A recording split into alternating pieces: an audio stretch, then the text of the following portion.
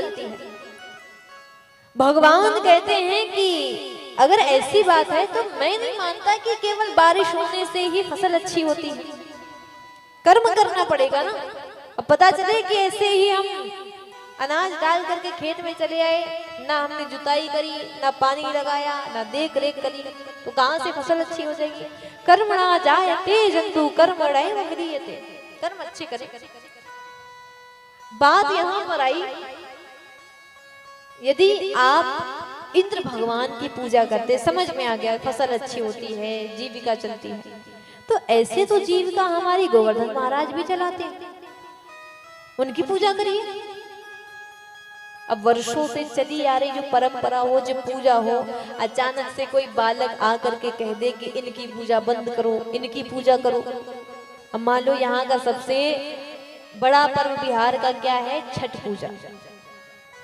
अब कोई बच्चा कहे छठ पूजा बंद कर दो, दूसरी पूजा आरंभ करो, तो क्या हम करेंगे? पहले तो खूब डांटेंगे।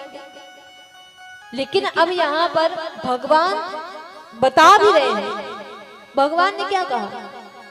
गोवर्धन महाराज पर हमारी गम्मी जाती है, घास खा करके आती है, घास खा करके आती है, पौष्टिक दूध देती है। दूध बछड़े भी पीते हैं, बच्चियां भी पीते हैं, हम सब भी पीते हैं। खोया होता है, घी होता है, मक्खन होता है, आप सब भी खाते हैं, हम भी खाते हैं, बेच कर आते, धन प्राप्त होता है, उससे भी जीविका हमारी चलती है। और गोवर्धन महाराज तो यमुना जी के जल को इधर आने से भी रोकते हैं, उनकी पूजा करिए। डांट पड़ी तो भगवान कहते हैं कि एक बात बताइए, आप इंद्र भगवान की पूजा करते हैं, एक बार पूजा नहीं करेंगे तो क्या इंद्र भगवान रुष्ट हो जाएंगे, बारिश नहीं करेंगे? और हम कहते हैं कि आपके देवता ने कभी आपको दर्शन दिया?